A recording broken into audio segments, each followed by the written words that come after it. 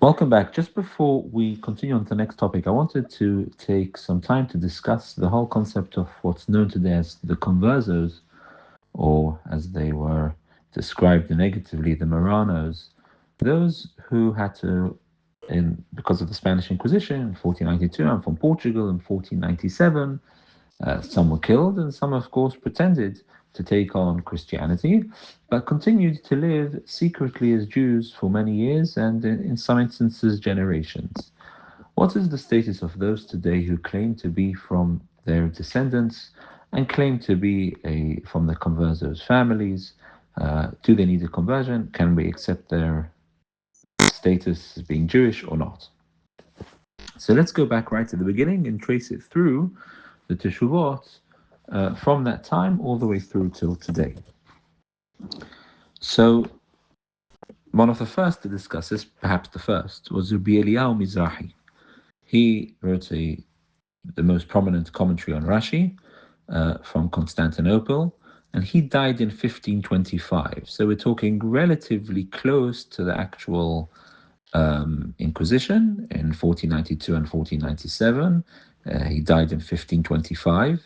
And he was asked about this, the children of these, what they're called in Hebrew, Bnei Anusim, the people who are forced under duress to convert and to pretend to be Christians. What's the status of their children? And he writes very clearly that they're Jewish. They do not need to go to mikveh to convert. He says, however, they need to do a brit milah because they weren't able to do circumcision whilst they were hiding their identity. So when they're ready and able to return and have found a new place where they're able to practice their Judaism, they don't need tevilah, they can just go to the mikveh, and that suffices. Sorry, they can just have a brit milah, and that suffices. They don't need to go to the mikveh because they're full Jews. Later on in the 16th century, the Radbaz, Rabbi David ben Zimra from Egypt, he died in 1573.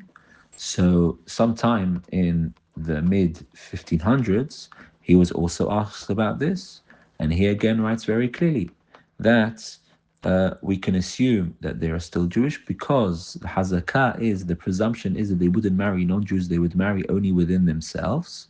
And so we can assume the children born, we don't have to say that perhaps the mother wasn't Jewish, she was a Christian. The children are Jewish and they can enter the community and marry, etc. He recommends, he says, Tov, it's a good thing that they do Tevilah because there is a concept brought earlier in the Rishonim that about Teshuvah, a person who repents and a person who changed his religion and then repents back to Judaism. He goes to the mikveh as a kind of purity and starting afresh and beginning once more. So you go to the mikveh as a recommendation, he writes that. Obviously, it's not required as a conversion procedure, but as a recommendation because now you're giving up your status as a Christian publicly, and now you're able to practice Judaism properly. So it's good to go to the mikveh. But really, strictly speaking, you're Jewish. You do your brit milah if you're unable to do it when you were hiding, and it's a good thing to go to the mikveh.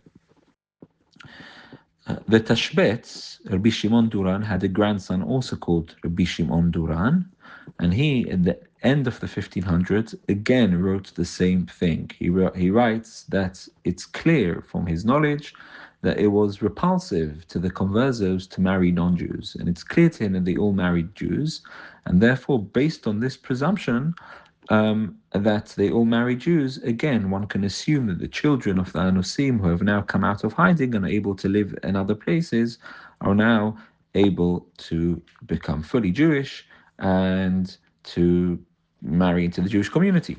So we're seeing quite clearly that at least in the mid 1500s, 50 or 60, 70 years after the Inquisition, it was established and accepted by all the poskim at the time that their status is Jewish.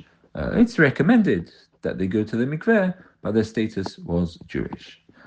At the turn of the 1600s, things began to change, and that we'll examine in the next